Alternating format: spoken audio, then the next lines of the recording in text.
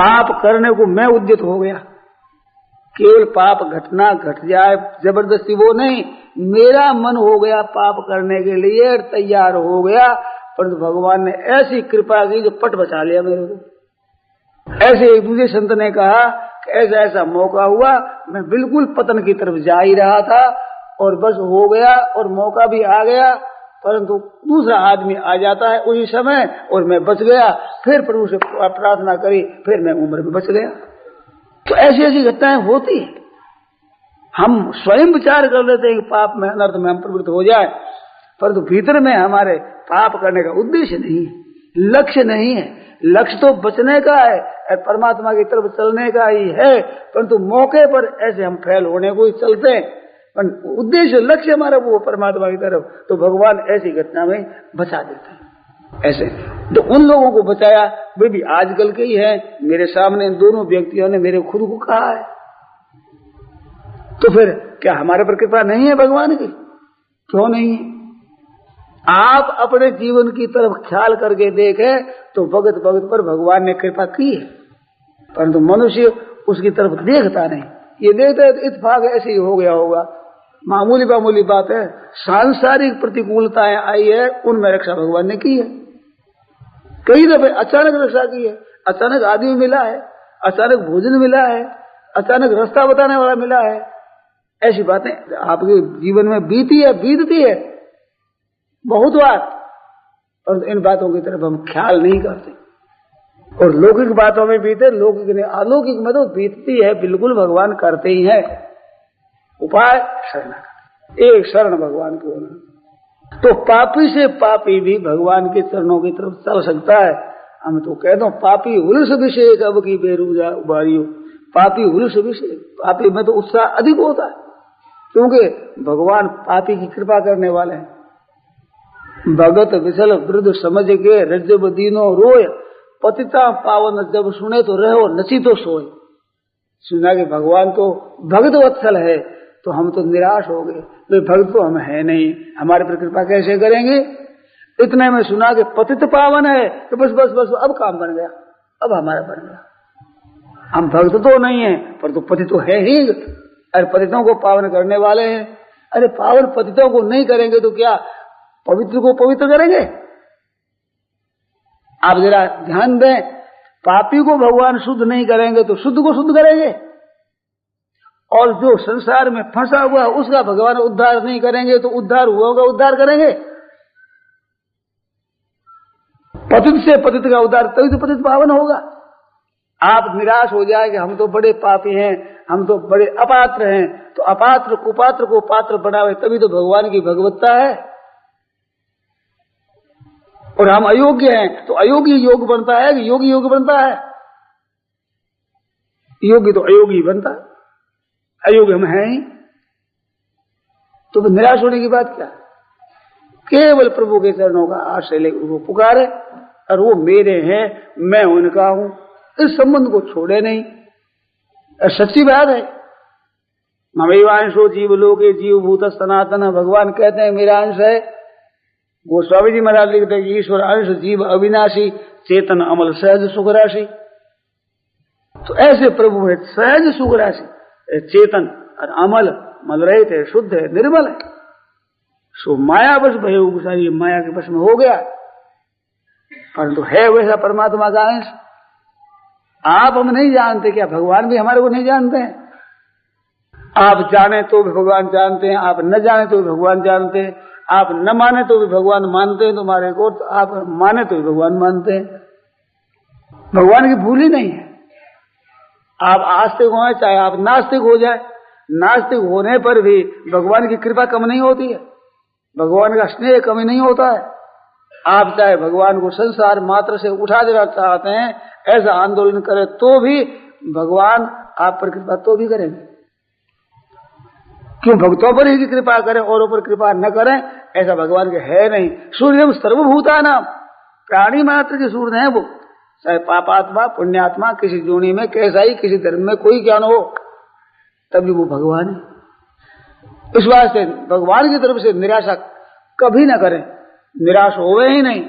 संसार से निराश जरूर होवे, तो मुश्किल यही है कि संसार की तो आशा रखते हैं और भगवान से निराश रहते हैं। प्यारे से प्यारे संसारी मनुष्यों ने धोखा दिया है। आप विचार करो तो जैसे भगवान ने कृपा की है जीवन में, ऐसे इस जीवन में जिनका भरोसा था उन्होंने भगत पर पोल निकाल दी है और उन्होंने भी धोखा दिया है। ऐसा भी जीवन है, उसमें देखा होगा आपने, कई जगह ऐसा होता है। कहते हैं कि मैंने ऐसा नहीं समझा था, इतना धोखा उसने दे दिया, हमारा विश्वास था, परंतु उसने भगत पर पोल निकाल दिया। एक साधु मिले, वो कहते थे कि मेरे बहुत सेवा करने वाले हमारे शिष्य प्रशिष्य जिन पर मेरा भरोसा था, वो कहते कि मेरे संग्रहणी हो गई। संग्रहणी होने पर विचार किया कि ये धनी आदमी है, ये मेरे दवाई का और प्रबंध कर देंगे। और दोनों कहा मेरे जितने परिचित थे उन्हें किसी ने नहीं किया कि बाबा इतना हम समय कैसे खर्च करेंगे, इतना पैसा हम खर्च कैसे करेंगे, नहीं किया। एक भाई मिला जो विशेष परिचित नहीं था, उसने सब खर्चा लिया और मेरे संग्रहणी ठीक हो गई। ठीक होने पर के ब्राह्मण भोजन क्या बड़े खर्चा और लगाया कि बीमारी ठीक हो गई, इतना उत्सव और मनाएंगे। तो भक्त पर वो जिनको आप भरोसा देते कि ये हमारा काम करेंगे, वे कई जगह पोल निकाल देते हैं। जिनका भरोसा नहीं वो काम कर देते हैं। ऐसा हुआ है कई दफे, आपके भी जीवन में हुआ होगा, हमारे भी होता है, हुआ है। तो संसारी आदमी भी ऐसा करते हैं, नहीं भी करते हैं, पर प्रभु तो करते ही हैं और करने वाला प्रभु ही है, वो भगवान ही है। तो भरोसे वाले क्यों नहीं करते? भगवान कहते तो इनका भरोसा रख ले, देख ले तेरे काम कैसा हुआ है। ये भगवान चिताते, समझाते हैं। केवल भगवान का विश्वास रख करके चलो और सबकी सेवा करो।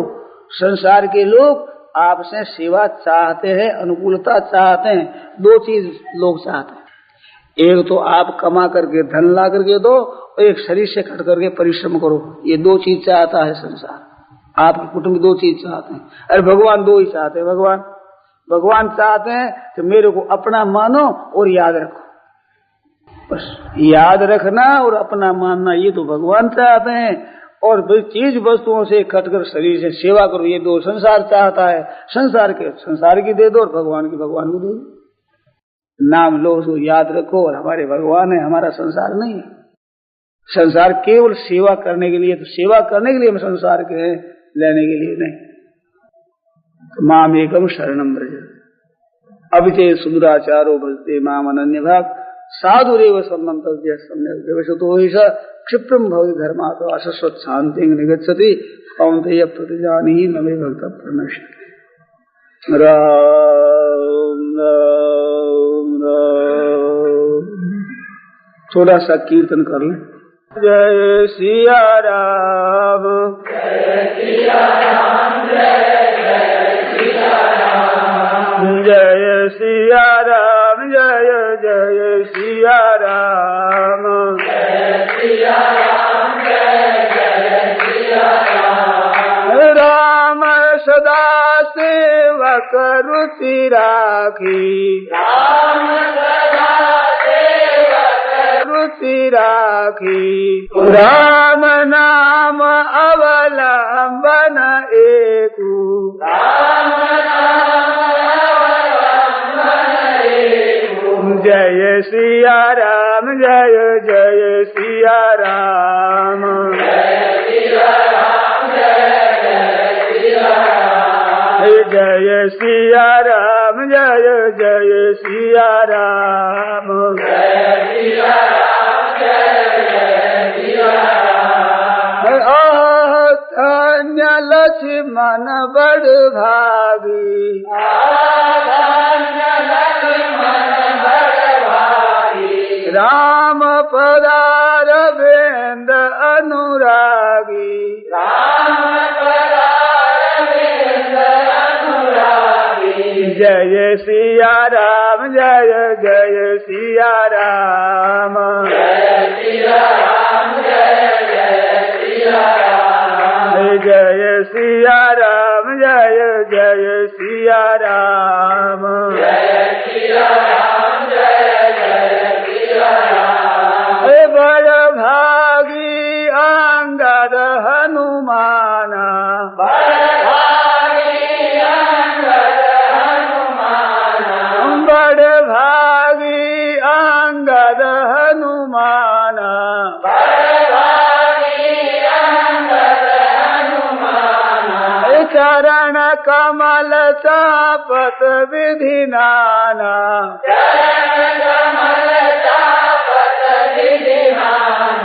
जय जय सिया राम, जय जय सिया राम, जय सिया राम, जय जय सिया राम, जय सिया राम, जय जय सिया राम, जय सिया राम, जय जय सिया राम। उमा कहूँ मैं अनुभव अपना, उमा कहूँ मैं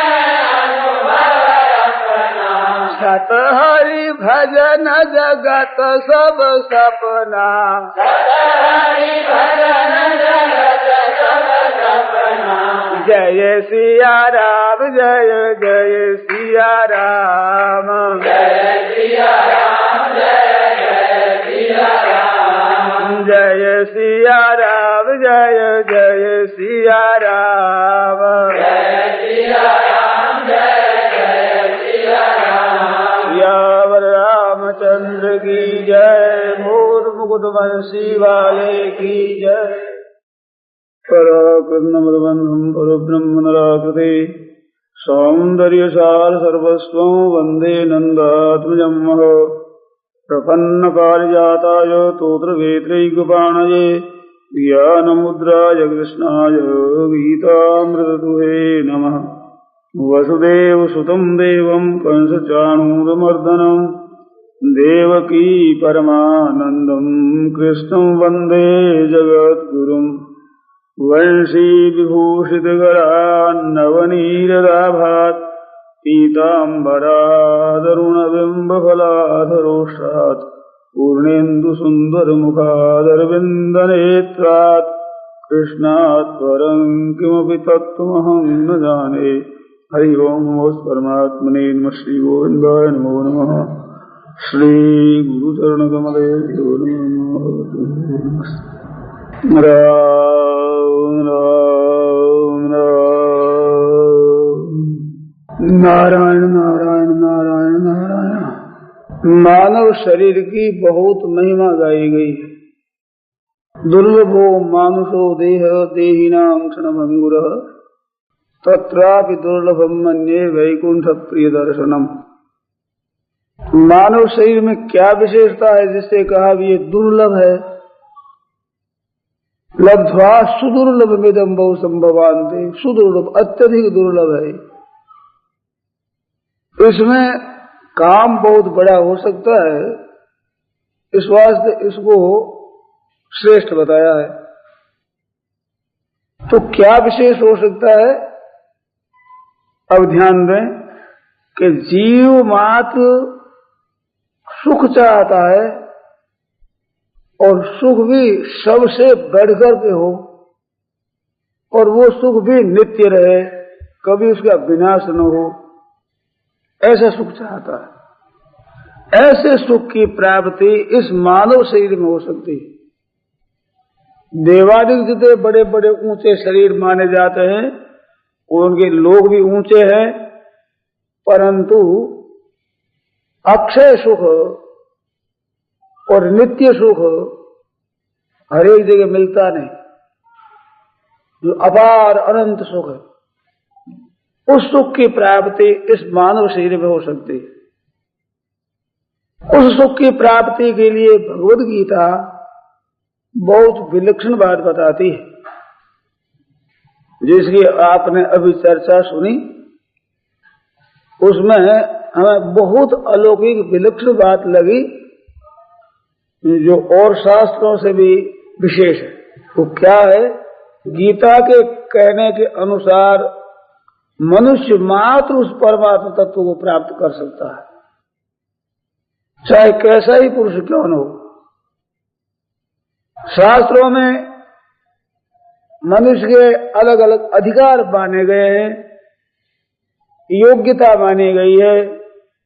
वैसी योग्यता होने से ही उस तत्व को प्राप्त कर सकते हैं। परंतु भगवद गीता में ऐसी विलक्षण बात बताई है कि अभिषेक सुदुराचारो भजते माम अनन्य भाग साधुरेव स मंतव्य सम्यक व्यवसितो ही। अभिषेक सुदुराचार, दुराचारी से दुराचारी, पापी से पापी, वो कितना होना चाहिए कि जिसके समान दूसरा कोई है ही नहीं, सांगोपांग दुराचारी। ऐसा पुरुष भी अगर अनन्य भाव से भगवान की तरफ चलता है तो उसको साधु मान लेना चाहिए। और बताया क्षिप्रम भवति धर्मात्मा, बहुत जल्दी वो धर्मात्मा बन जाता है और शाश्वती शांति, जो निरंतर रहने वाली शांति को प्राप्त हो जाता है। कुंती नंदन, तुम निश्चय जानो कि मेरे भक्त का विनाश नहीं होता। तो अत्यधिक पापी भी अगर चाहे तो उस परमात्मा तत्व को प्राप्त कर सकता है, तो फिर साधारण पुरुष है तो वो तो कर ही सकते हैं। आप हम अपने में विचार करते हैं तो अपने में दोषों की प्रतीति होती है, हमारे में कमी मालूम रहती है और कमी के कारण से विचार करते हैं कि हम ऊंचे पद को कैसे प्राप्त करें। परंतु भगवद गीता ने जब कह दिया कि अब से सुदुराचार, दुराचारी से दुराचारी पुरुष भी उस तत्व को प्राप्त कर सकता है, तो भाई सबसे अधिक मैं पापी हूं ऐसी बात तो नहीं जचती है अपने, क्योंकि अपेक्षा हमारे में अच्छे गुण भी है और क्यों की अपेक्षा हमारे में गलती भी है बहुत सी। परंतु दुनिया मात्र में जितने जीव जंतु मनुष्य आदि हो सकते हैं, सबसे अधिक मैं पापी हूं, ऐसा तो मन स्वीकार नहीं करता है। और गीता कहती है कि अपिचे सुदुराचार, पापी से पापी भी भगवान के चरणों के शरण होकर उस तत्व को प्राप्त कर सकता है, तो हम तो प्राप्त कर ही सकते हैं। तो ये भक्ति के लिए नहीं, ज्ञान के लिए भी कहा है। अपिचेदसी पापेभ्य सर्वेभ्य पाप कृत्तम सर्वं ज्ञान प्लवेनैव वृजनम संतरिष्यसि। अपिचेदसी पापेभ्य सर्वेभ्य पाप कृत्तम, जितने पापी संसार में हो सकते हैं उन संपूर्ण पापियों से भी अत्यधिक पापी है तो भी ज्ञान रूपी नौका से संपूर्ण पापों को तू तर जाएगा। तो मालूम होता है कि ज्ञान भी ऐसे पापी को कोई प्राप्त हो सकता है। भक्ति प्राप्त होती, ज्ञान भी प्राप्त हो सकता है। ज्ञान के लिए शास्त्रों ने साधन चतुष्टय संपन्न बताया है। विवेक हो, वैराग्य हो, समाधि संपत्ति हो और मुमुक्षुता हो, ये साधन चतुष्टय 4 साधनों के सहित होता है। वो फिर श्रवण का अधिकारी होता है। अरे श्रवण के बाद में मनन है, मनन के बाद निधिध्यासन है और निधिध्यासन के बाद उस तत्व की प्राप्ति है, जो भी एक तत्व पदार्थ संशोधन। ऐसे ज्ञान के अंतरंग 8 साधन बताए हैं। तो 8 साधनों को करने से उस तत्व की प्राप्ति होती है। और गीता कहती है कितनी पवित्रता होती है जिसमें, इतनी पवित्रता होने पर वो बोध हो सकता है। भगवद गीता कहती है अभिचेदसी पापेभ्य सर्वेभ्य पाप कृत्तम, अधिक से अधिक पापी हो वो भी ज्ञान रूपी नौका से पापों को तर जाएगा। तो उसके लिए भी ऐसी बात बताई। तो आप और हम इन बातों को सुन करके और परमात्मा तत्व की प्राप्ति की हिम्मत कर सकते हैं, तो हमारे को भी वो तत्व मिल सकता है। कितनी विलक्षण बात है। भगवद गीता के पढ़ने से किसी भी मनुष्य को परमात्मा की प्राप्ति से निराश नहीं होना चाहिए। सांसारिक विभूति दो को भी एक समान नहीं मिल सकती। रुपये भी अगर देखे जाए तो 2 आदमियों को भी बराबर रुपये मिले हुए नहीं है, किसी कम ज्यादा ऐसे ही होता है। निरोगता भी बराबर 2 को भी नहीं मिली है। ऐसे मान आदर सत्कार भी 2 को भी बराबर नहीं मिला है। संसार में पढ़ाई भी सबको 2 को एक समान नहीं मिली है। और परमात्मा तत्व की प्राप्ति सबको हो सकती है, वो समान हो सकती है। अरे कौन सी हो सकती है? जो शिव जी भगवान शिव हैं, नारद हैं, सनकादिक ऋषि हैं, वशिष्ठ हैं, विश्वामित्र हैं, आदि आदि बड़े भारी महापुरुष हुए हैं पहले, जिनके यश शास्त्रों में गाए गए। उन महापुरुषों को जो तत्व मिला वही तत्व आज आपको हमारे को मिल सकता है। और सबको समान रीति से मिलेगा, उससे कम ज्यादा नहीं कि भाइयों को तो कुछ और मिलेगा, बहनों माताओं को कुछ और मिलेगा, गृहस्थों को तो तब तो कुछ और मिलेगा, तो साधु सन्यासियों को कुछ और ही मिलेगा, ऐसी बात नहीं।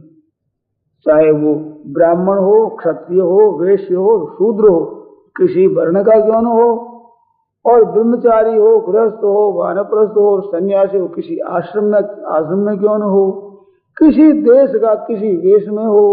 पर ये भी नहीं है कि भाई हिंदुओं का ही इसमें कायदा है, मुसलमान हो, हिंदू हो, ईसाई हो, पारसी हो, यहूदी हो, कोई ज्ञान हो, मनुष्य मात्र के लिए इतना सरल और हिम्मत जिसमें हो जाए ऐसा मार्ग भगवत गीता ने बताया। उसमें शर्त क्या है कि केवल चाहना, उस तत्व को हम चाहते हैं, एक केवल चाहना, वो उत्कट अभिलाषा होती है भीतर की, तो उसको तत्व प्राप्त हो जाता है। इसमें भाग्य का प्रतिबंध नहीं है, भाई भाग्य में लिखा हो तो मिलेगा, नहीं तो नहीं मिलेगा। धन संपत्ति वैभव के लिए चाहना भी हो, पुरुषार्थ भी किया जाए और भाग्य साथ देगा तो उसकी सिद्धि होगी, परंतु पारमार्थिक सिद्धि के लिए ये बात बिल्कुल कितनी विलक्षण बात है, कितनी अलौकिक बात है। कैसा ही मनुष्य ज्ञान हो, वो उस परमात्मा तत्व को प्राप्त हो सकता है। उसके लिए भी भगवत गीता ने एक विशेष सरल मार्ग बताया है कि माम एकम शरणम भज, मेरी शरण हो जा। कोई बात अभिषेक शुद्धाचार हो, पापी से पापी, दुराचारी से दुराचारी हो, तो हे नाथ, हे प्रभु, मैं आपके शरण हूं। श्री गोस्वामी जी महाराज कहते हैं, मोह हार्यो बहुविध जतन करी, अतिशय प्रबल अजय। महाराज, इस मन पर विजय करने के लिए मैं बहुत यत्न किया, बड़ा बड़ा परिश्रम किया, परंतु अतिशय प्रबल, बड़ा भारी प्रबल है, अजय है, इस पर मैं विजय नहीं प्राप्त कर सका हूं, तो क्या करूं। ऐसे हो भगवान के शरण और कहते हैं, तुलसीदास बस हो ही तभी जब प्रेरक प्रभु बरजे। आप संचालन करने वाले हैं, ये अनंत संसार की रचना करने वाली प्रकृति, उस प्रकृति के भी संचालक आप हैं, आपके सिवाय कोई संचालक दूसरा है नहीं। न त्वत्समोस्तभ्यधिगत कुतोन्यो लोकत्रयेप्य प्रतिम प्रभाव। अर्जुन कहते हैं, हे नाथ, त्रिलोकी में आपके समान भी कोई नहीं है, तो अधिक कैसे होता, कोई होगा ही नहीं। ऐसे आप संचालक हैं, सबके प्रेरणा देने वाले, सबके मालिक, आपके शरणो नाथ, ये मेरा मन वश में नहीं होता। तो प्रेरक प्रभु बरजे, वो जब मना कर दे तो मन की क्या मजाल है कि वो कुछ भी चूंडी कर सके। सज्जनों, भगवान की शरण होकर पुकारने से ही काम होता। वो शरणागति कब होती है कि जब अपने में निर्बलता का अनुभव करता है। सुने नहीं मैंने, निर्बल के बलराम, अपने में किसी बल का अनुभव नहीं कर रहा है, तो वो उस तत्व को प्राप्त कर सकता है। ये निर्बलता दो तरह की होती है। एक निर्बलता ऐसी है कि जिस काम को हम कर नहीं सकते, मानो हो ही नहीं सकता हमारे द्वारा, वो निर्बलता है। जैसे किसी को कहा जाए कि भाई इस हाल को उठा करके और जरा थोड़ा समुद्र के किनारे वहां रख दो, तो क्या एक मनुष्य कोई इसको है जो का त्यों उठाकर वहां रख दे? नहीं रख सकते। तो निर्बलता है। इस निर्बलता के लिए बात नहीं है, साधक के सामने ऐसी निर्बलता नहीं है। तो निर्बलता कौन सी है कि जिसको हम कर सकते हैं और करना चाहिए और फिर भी कर नहीं पाते हैं। जैसे इंद्रियों को वश में करना, मन को वश में करना, मन को केवल परमात्मा में लगा देना, इसके लिए कोई असंभव बात नहीं, हम नहीं कर सकते हो, ऐसी बात नहीं है। भक्त पर हम कई दफे फैल हो जाते हैं, मन में विचार करते हैं कि आज से अब झूठ नहीं बोलेंगे, परंतु ऐसा मौका आता है, उस समय में मानते हुए, जानते हुए और परिश्रम करते, उद्योग करते हैं, सावधानी रखते हैं, फिर भी कोई न कोई हमारे से असत्य बात निकल ही जाती है। तो ये निर्बलता है। इस निर्बलता के होने वाले जो निर्बल आदमी है वे अगर परमात्मा से पुकार करे तो ये निर्बलता उनके बाधक नहीं होती, किंतु शरणागति में ये सहायक होती। क्योंकि जब तक मनुष्य के अपने बल का भरोसा रहता है तब तक भगवान की शरण नहीं हो सकता। और जब बार बार ऐसा उद्योग करता है और फिर उसमें फैल होता है तो फिर भगवान के चरणों के सिवाय क्या करेंगे आदमी। तो साधक के जीवन में ऐसी निर्बलता होती है कि वो कर सकता है, उसकी हिम्मत भी होती है और कभी कभी उस विषय में ये सफल जीवन भी होता है, परंतु सर्वथा उसमें विजय नहीं प्राप्त कर सकता। अपने मन के मुताबिक अपने मन और इंद्रियों को नहीं लगा सकता। ऐसी निर्बलता जहाँ होती है वहां वो शरण होता है और उसके शरणागति की बात भगवान उसके शरण की बात सुनते हैं और उसकी कृपा से वो काम उसका होता है। तो सज्जनों, ऐसे ही तो निर्बल होते हैं साधक।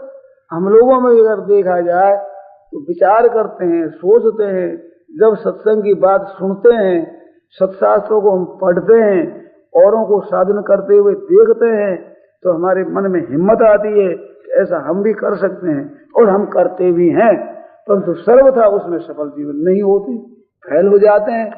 तो ऐसी अवस्था में हे नाथ हे नाथ हे नाथ ऐसा माने प्रभु का मैं हूं, मेरे प्रभु है, इस बात को स्वीकार कर ले तो ये काम बन जाए। इस शरणागति पर भगवत गीता ने बहुत जोर दिया।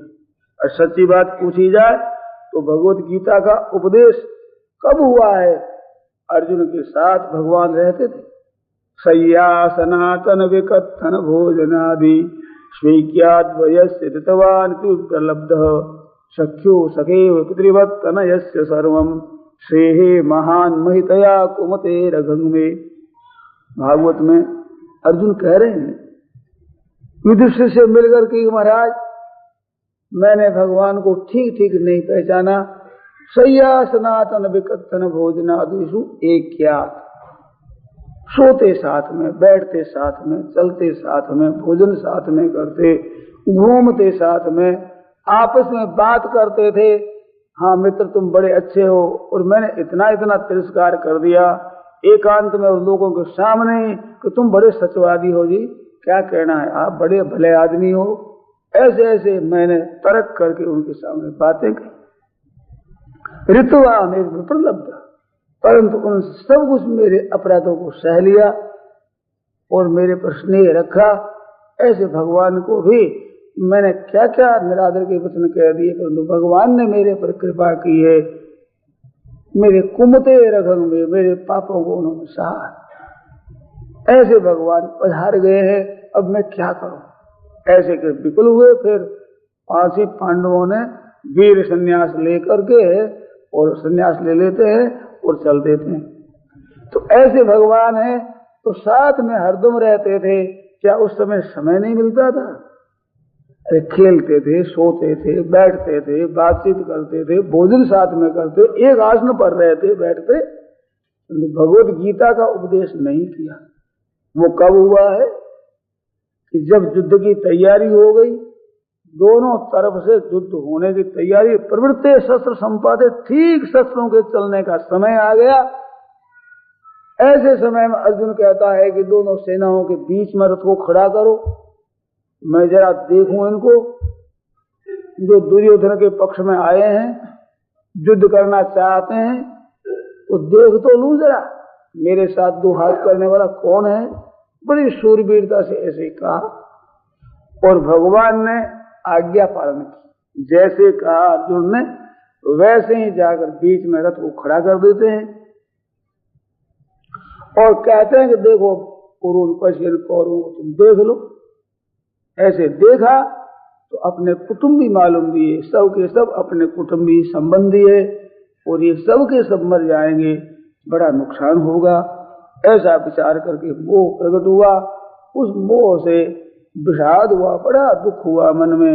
ऐसे दुखी होकर और कहता है महाराज मैं क्या करूं, शादिमान तो आम प्रपन्न हे नाथ, मैं आपके शरण हूं, मेरे को शिक्षा दीजिए, मैं क्या करूं। ऐसे घबरा गए हैं। तो भगवान ने उपदेश दिया तो जब तक जीव भगवान के सन्मुख नहीं होता तब तक इसके उद्धार में देरी लगती है। बस केवल इसी तरह से हम घबरा करके भगवान को पुकारें। इस एक बात को भगवान देखते हैं, तुम्हारे में त्याग कितना है, वैराग्य कैसा है, तुम्हारे आचरण पहले कैसे रहे हैं, तुमने क्या क्या काम किए हैं। ऐसे अनर्थों की तरफ भगवान नहीं देखते, जब वो व्याकुल हो जाते। तो केवल लालसा होने से ही और शरण होने से गीता का उपदेश हुआ है आरंभ, और उपदेश के बाद समाप्ति हुई है। तो अंत में भगवान ने कहा कि माम एकम शरणम ब्रज, हे नाथ मैं आपके शरण हूं। ऐसे भगवान आज्ञा देते, तमेव चाद्यम पुरुषम प्रपद्ये, इस रीति से। तो भगवान कहते हैं ऐसे तू शरण होगा, संपूर्ण पापों से मैं मुक्त कर दूंगा, तू चिंता मत कर। अब इस बात को लेकर आप लोगों के सामने एक बात कही जाती है, इसी भाव की आप विशेष ध्यान देकर के सुने। अब क्या अवस्था हुई कि जीव के एक तरफ तो परमात्मा है और एक तरफ ये प्रकृति से है उत्पन्न हुआ संसार है, और दोनों के बीच में ये है। ये भगवान की तरफ भी चल सकता है और संसार की तरफ चल सकता है। इसमें सामर्थ्य है परमात्मा की तरफ चलने की, परंतु माया मोह इतना विलक्षण है कि इसको मन में समझता है कि त्याग कर दो, परंतु त्याग होता नहीं। कभी कभी कर भी देता है, परंतु ठीक उस पर कायम नहीं रहता, फिर विचलित हो जाता है। तो योग्यता है इसका त्याग करके प्रभु की तरफ चलने की सामर्थ्य है, परंतु फिर भी ये इसमें फैल होता रहता है। तो ऐसे अवस्था में इसके लिए आवश्यक क्या है कि भगवान के सन्मुख हो जाए और संसार से विमुख हो जाए। ये खास बात। संसार से विमुख होने का तात्पर्य संसार में न रहे, साधु बाबा बन जाए, कहीं चले जाए, जंगल में चले जाए, ये नहीं है। संसार से सुख की आशा का त्याग कर दे और संसार की सेवा करे, ये संसार से विमुख होना। अपने माता पिता है, भाई भौजाई भतीजे है, अपने स्त्री पुत्र है, बहनों माताओं के लिए सास ससुर है, देवर जेठ है, पति पुत्र है। इन सबको कैसे सुख पहुंचे, कैसे आराम पहुंचे, कैसे इनका भला हो, अपनी शक्ति के अनुसार और धर्मशास्त्र की नीति के अनुसार, लोक मर्यादा के अनुसार इनकी मैं सेवा करूं, और इनसे मेरे कुछ नहीं चाहिए। ये संसार से विमुख होना है। सुख लेने के लिए हम नहीं हैं, हम इनकी सेवा करने के लिए है, ऐसा विचार करें। और भगवान हमारे हैं, हम भगवान के हैं, ऐसे भगवान के सन्मुख हो जाए। संसार के हम हैं, हमारा संसार है, किस दृष्टि से, किस अर्थ में? कहते केवल सेवा करने का। क्यों है ऐसा कि संसार की हम बात देखते हैं तो हमसे सेवा चाहते, माता पिता भी सेवा चाहते हैं, भाई बंधु भी सेवा चाहते हैं, बाल बच्चे भी सेवा चाहते हैं, हमारे अनुकूल बने, ये इनकी लालसा है। तो हम अपनी शक्ति के अनुसार उनके अनुकूल बने, उनको सुख पहुंचावे, परंतु वे बदले में हमें सुख पहुंचावे, हमें अच्छा माने, इस आशा का त्याग कर दें। ये संसार से विमुख होना। और वो भी मैं आशा का त्याग कहता हूं, उनसे आपकी अनुकूलता हो उसको न लें, ये नहीं कहता। आपकी स्त्री आपको भोजन बनाकर खिलावे तो आप भोजन मत करो उसके हाथ से, ये नहीं कहता हूं। वो सेवा करे तो सेवा लो ही मत, ये नहीं कहता हूं। और तो भीतर से सेवा की आशा का त्याग कर दी। अब सेवा न करें तो वैसे के वैसे प्रसन्न रहे जैसे सेवा करने से रहते। ये संसार से विमुख होना। बहनों माताओं के लिए चाहिए कि आपके पति है, पुत्र है, सास है, ससुर है, देवर जेठ जितने कुटुंबी है, उनकी यथायोग्य धर्म की मर्यादा, लोक की मर्यादा के अनुसार मैं क्या क्या सेवा कर सकती हूँ, वो सेवा उनकी कर दे, शक्ति के अनुसार। आपकी सामर्थ्य न हो, ऐसी सेवा कोई चाहता हो वो न कर सके, कोई परवाह नहीं, वो आप पर जिम्मेवारी नहीं है। परंतु आप सुगमता से सेवा कर सकती हो, मर्यादा के अनुसार वो सेवा आप कर दो और वे आपके अनुकूल बन जाए, आपके हाँ में हाँ मिलावे, चाहे विरोध करे, इस बात की परवाह न करो। ये संसार से विमुख होना है। तो संसार से विमुख हो जाए, केवल उनके लिए ही हम संसार में रहते हैं, हमारे लिए हम संसार में नहीं रहते हैं। क्योंकि ये जितने संसार के प्राणी हैं, पदार्थ हैं, ये सब के सब एक दिन छूटेंगे, ये पक्की बात है। कारण कि ये मृत्यु लोक है, इसमें रहने वाले मरने ही मरने वाले रहते हैं, तो मरना पड़ेगा ही और वियोग होगा ही। तो ये साथ नहीं चलेंगे, सुख लेते रहेंगे तो ये चले जाएंगे तो रोना पड़ेगा और हम जाएंगे तो रोना पड़ेगा। और सुख अगर लेने की इच्छा भीतर में नहीं रखते हैं तो ये चले जाएंगे तो भी हमारे दुख नहीं होगा और हम भी चल देंगे तो दुख नहीं होगा। दुख तो सुख की इच्छा में बैठा है, जिसको कोई नहीं चाहते उस दुख को आप आज मिटा सकते हो। अभी विचार कर लो, आज से आपका दुख मिट जाए। केवल ये विचार कि हम सेवा करने के लिए गृहस्थ में हैं, हम समाज में सेवा करने के लिए रहते हैं, इसे लेने के लिए नहीं रहते हैं। केवल भीतर की अभिलाषा है, इच्छा है, चाहना है, इसका त्याग करना है। ऐसे नहीं कि भाई इनका त्याग कर दो, इनसे विरोध करो, ये बिल्कुल नहीं। अब इसमें आप कह सकते हैं कि आपने ठीक कहा कि हम सेवा करने के लिए हैं, परंतु हमारे तो मन में इनसे अनुकूलता की इच्छा हो जाती कि हमारा बेटा हमारा कहना क्यों नहीं मानता, हमारी ये पतिदेव है, हमारे कहने में क्यों नहीं चलते। हम चाहते हैं कि हमारे मन के अनुकूल ये चले, ऐसी इच्छा हो जाती है। आप कहते हो त्याग करो, मेरा त्याग नहीं होता, कोई बात नहीं, आपके हो जाए, इसमें भी आप घबराओगे।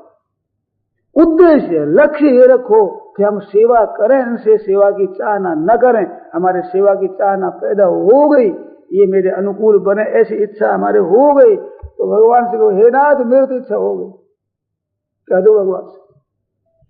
आपका उद्देश्य बन जाए कि केवल मैं सेवा करूं और इनसे मैं सुख न चाहूं, ये उद्देश्य, ये लक्ष्य, ये आपका पूरा बन जाए। अपनी तरफ से पूरा विचार करें कि हम सेवा करने के लिए है, इनसे सेवा लेने के लिए नहीं है। परंतु मैंने पहले भी कह दिया था कि ये निर्बलता रहती है साधक में। वो ठीक सेवा तो कर दे और सेवा न चाहे, ऐसी इसमें योग्यता है, ये कर सकता है, परंतु नहीं कर सकता। प्रमाद हुआ, भूल हुई, पुराना स्वभाव ऐसा ही है, आसक्ति है, कामना है भीतर, इस वास्ते मन में इच्छा हो जाती है। तो ऐसी इच्छा हो जाए तो पुकारो भगवान को। ये निर्बलता सुनेरी मैंने निर्बल के बलराम, इस निर्बलता को भगवान मिटा देंगे। जो नहीं कर सकते हैं, आपसे असंभव बात हो, वो निर्बलता आपकी कभी हानि नहीं कर सकती। हम मकान उठाकर वहां नहीं रखेंगे तो क्या हमारे को कोई उलाना मिलेगा? क्या भगवान के संसार नाराज होंगे हमारे पर? कभी नहीं। कर सकते हैं उतना नहीं करते हैं, इसमें नाराज होते हैं। तो ऐसे कर सकते हैं वो नहीं करते हैं, ऐसी हालत में प्रभु को पुकारो। जहां कहीं आफत आती है वहां बड़ों को पुकारते, ये आदत है बचपन से। अभी तक आपने विचार किया हो तो जीवन में बातें आई है कि जब कभी हमारे मन में दुख हुआ है तो माँ माँ माँ हमने पुकारा। प्यास लगी तो माँ को पुकारा, भूख लगी तो माता को पुकारा, कांटा गड़ गया तो माँ माँ किया, पैर उठा लिया, वो माँ ने निकाला। माँ ने कृपा की है, पालन किया है। तो वो जो सबकी माँ है, त्वमेव माता पिता त्वमेव, क्या वो माँ इन माताओं से भी दयालु कम है क्या? उसको पुकारो, अपना उद्योग करो, उद्योग करने पर आप उद्योग पूरा नहीं कर सकते, ऐसी अवस्था में भगवान को पुकारो। आप कर सकते हो और न करके पुकारोगे तो भगवान नहीं आएंगे। तो ध्यान देना, बच्चा है वो माँ के लिए रोता है, पर आंसू तो आते नहीं, करता है माँ के लिए रोता है। लोग कहते बच्चा रो रहा है, कहते आंसू आया ही नहीं है, ठगता है, माँ नहीं आएगी। अरे प्रभु तो अंतर्यामी है, वे भीतर से देखते हैं, आपकी व्याकुलता ठीक तरह से नहीं है तो वो नहीं सुनेंगे, परंतु भीतर से आप आरत हो जाए। द्रौपदी के समय, गजेंद्र के समय, अजामिल के समय क्या नहीं आए हैं? क्या रक्षा नहीं की है? और क्या आज वो रक्षा नहीं करते हैं? ऐसे आज के जमाना में लोगों ने पुकार करके देखा है, उनका काम हुआ है, असंभव काम संभव हो गया है। जोधपुर में एक क्षत्रिय मेरे से मिले थे, उन्होंने अपनी बीती हुई घटना बताई। मुकुंद सिंह उनका नाम। उन्हें कहा कि मेरे यहाँ गांठें हो गई, गुर्दे में पथरी हो गई, जो जैसे शेल होता है ये बेटरी का, इतनी बड़ी। तो इलाज किया, वैद्यों को, डॉक्टरों को दिखाया कि भाई ऑपरेशन करना पड़ेगा और कोई इसका उपाय है नहीं। तो वो एक गांव के ठाकुर थे, उनके वो चाचा होते हैं। उस समय में उन राजपूतों के पास गांव थे, उस समय की बात है। तो ठाकुर साहब ने बहुत जोर लगाया, चाचा जी आपको ये इलाज करना पड़ेगा। ज्यादा दबाया तो वो कराना चाहते नहीं थे। क्यों नहीं चाहते थे? उनके एक तो देवी का इष्ट था, तो मैं दूसरे का सहारा क्यों लूं, ये बात थी। और एक बहुत बड़ी भारी उन मन में ग्लानि थी कि मैं अस्पताल में भर्ती होऊंगा और नर्सा काम करेगी और नर्सा मेरे अंग को देखेगी, परिस्थिति मेरे अंग को कोई न देखे, किसी को भी, ऐसा बात है। परंतु वो नर्सा देखेगी, इसका मन में बड़ा दुख था उनके। और सबने दबाया तो अंत में उन्होंने स्वीकार कर लिया, परंतु मन में ग्लानि इस बात की रही कि दूसरी स्त्रियां मेरे को देख लेगी, ठीक नहीं है, इसका बड़ा दुख था मन में। तो ठीक है, आज उपवास कर लिया जाए। उपवास कर दिया, भर्ती कर दिए। डॉक्टरों ने देख लिया कि अमुक जगह ऐसी ऐसी ग्रंथि है, वो निकालना है। सब कुछ हो गया।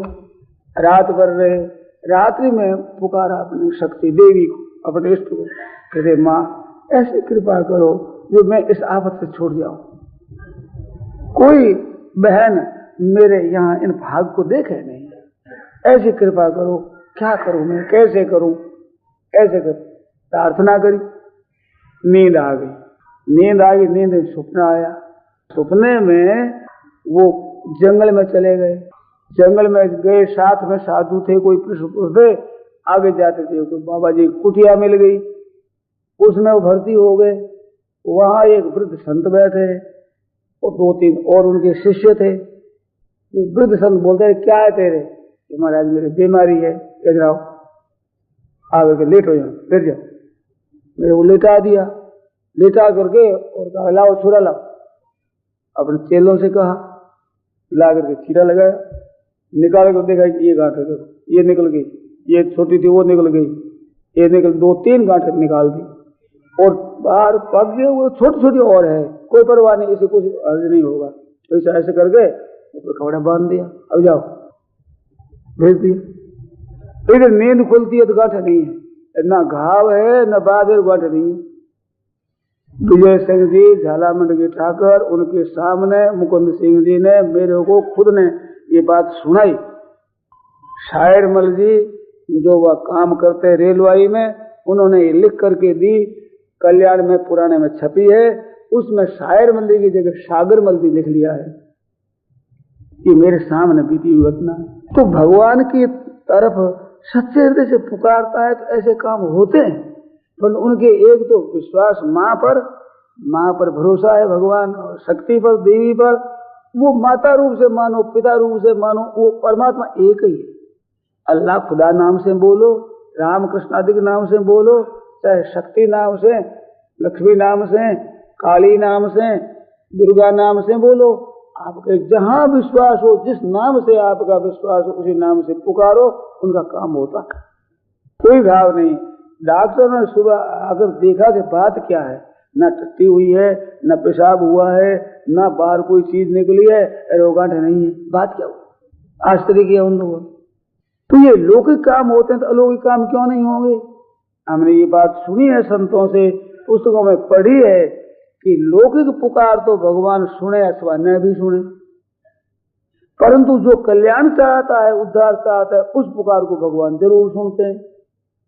जैसे कोई बालक है और आग सुलग रही है, वो चमकते हुए अंगारों को देख करके वो लेने के लिए दौड़ता है, तो मां नहीं लेने देती, घुटनों के बल चलता है, शक्ति नहीं है विशेष, तो चमकते हुए अंगार को पकड़ना चाहता है, मां नहीं जाने देगी, रोने लग जाए, उस रोने की परवाह नहीं करेगी, आग नहीं पकड़ने देगी, वो रोना सह लेगी, परंतु आग पकड़े वो बात मां नहीं सह सकती। परंतु वो दूध के लिए रोवे और वो भी मां ना पिलावे क्या, वो रोना नहीं सह सकती मां। इसी तरह से जीव अपने उद्धार के लिए भगवान से प्रार्थना करता है, रोता है, वो रोना भगवान नहीं सह सकते।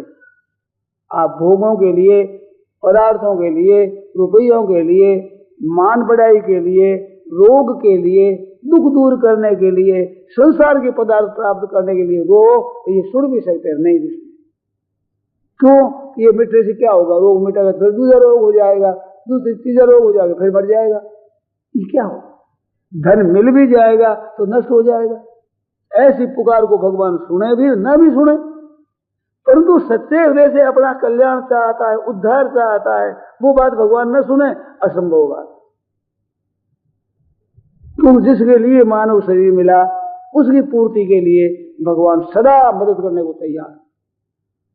पारमार्थिक उन्नति के लिए हम चलते हैं, भगवान तैयार है, भगवान के भक्त तैयार है, शास्त्र तैयार है, धर्म तैयार है।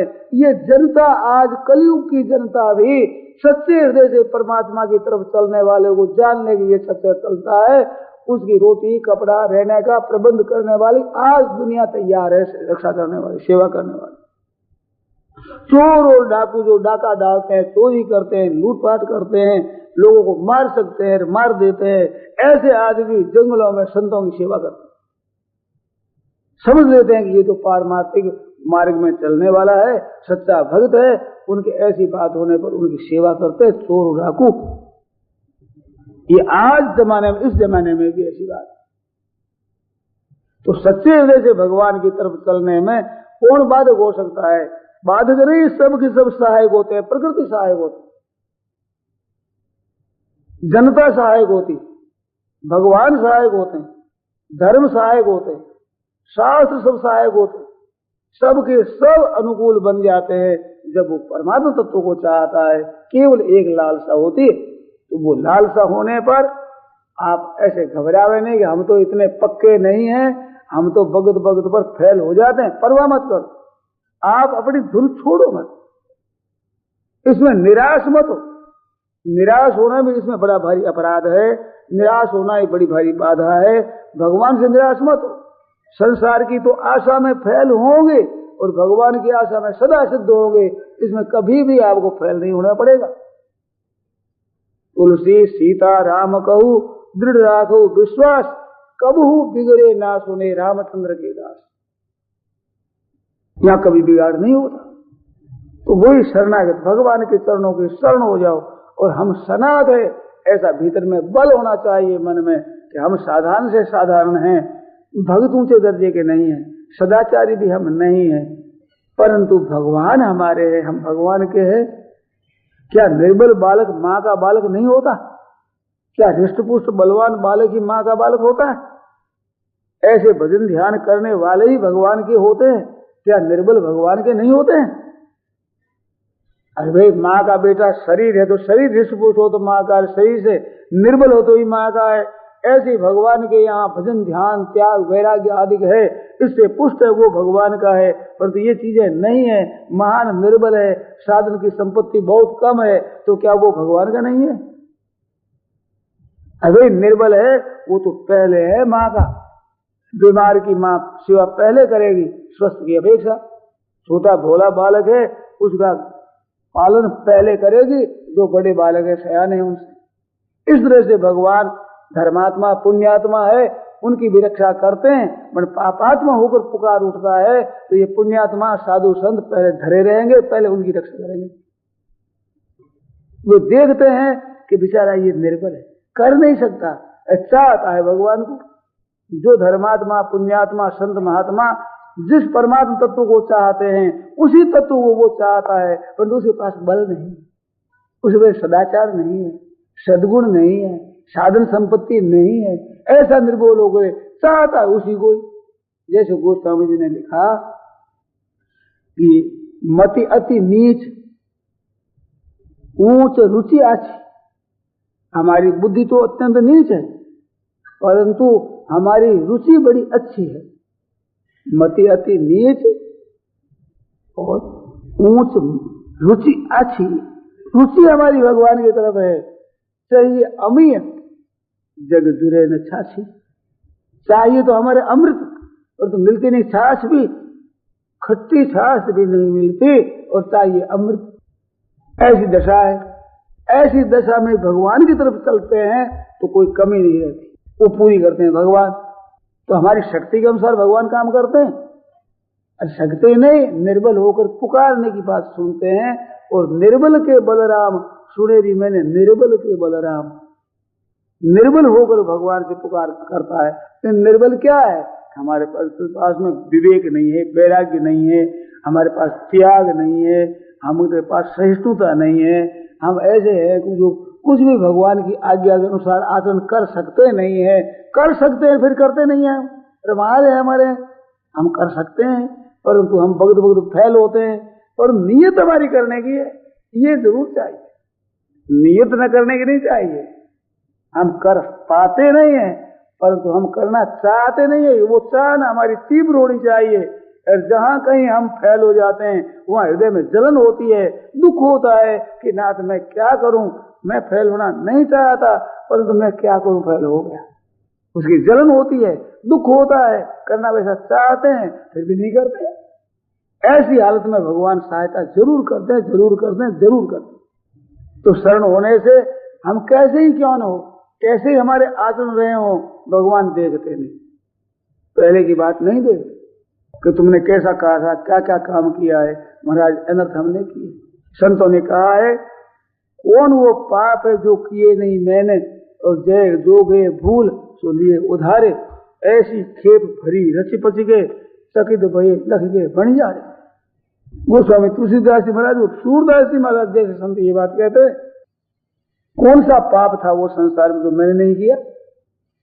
पापों को खूब संग्रह कर लिया, अपनी शक्ति पूरी लगाई पापों के करने में, और जो गए भूल गए, कोई पाप नहीं बना तो उधार ले लिया।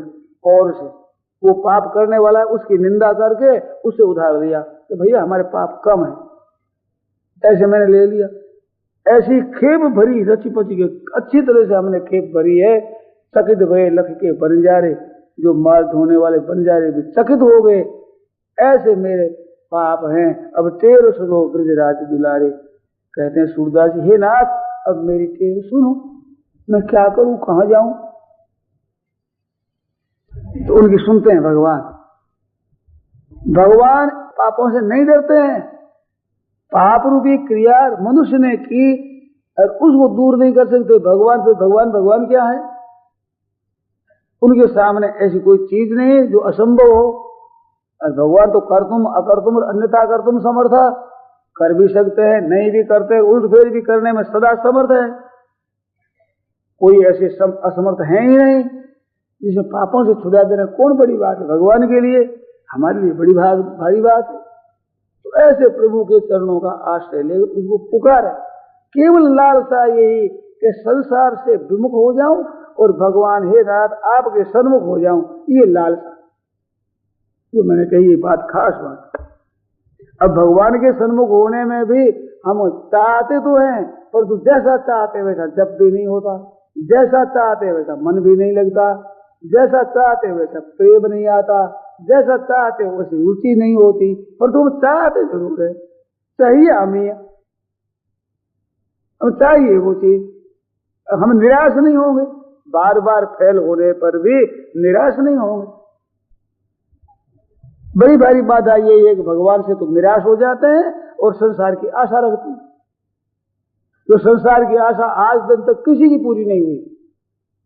अरबों वर्षों से सृष्टि चली आ रही है, इसमें इतिहास में एक आदमी को आप नहीं बता सकते कि संसार की इच्छा उसकी पूरी हुई, कभी नहीं हुई। तो फिर आपकी पूरी कैसे हो जाएगी? क्या नई सृष्टि रचना होगी? क्या रिवाज नया हो जाएगा? क्या पदार्थ नए हो जाएंगे? ये किसी की पूरी नहीं हुई और भगवान के तरफ चलने वालों को पूरी हुई तो हमारी भी होगी। कह सकते हो हम कलयुगी जीव है, तो कलयुगी है तो और ज्यादा दया के पात्र, विशेष कृपा के पात्र है। समय ऐसा ही है। ऐसे समय में हम प्रभु की तरफ खूब चल सकते हैं। तो शरण हो गए, हे नाथ, हे प्रभु ऐसे पुकारे मन ही मन। दो बात, भगवान की तरफ चलने में हमारी कमजोरी और संसार के त्याग करने में हमारी कमजोरी, ऐसे निर्बलता को लेकर प्रभु को पुकारें और विश्वास रखें उसी कृपा से होगा, और जरूर होगा। हुआ है बहुतों के ऐसे।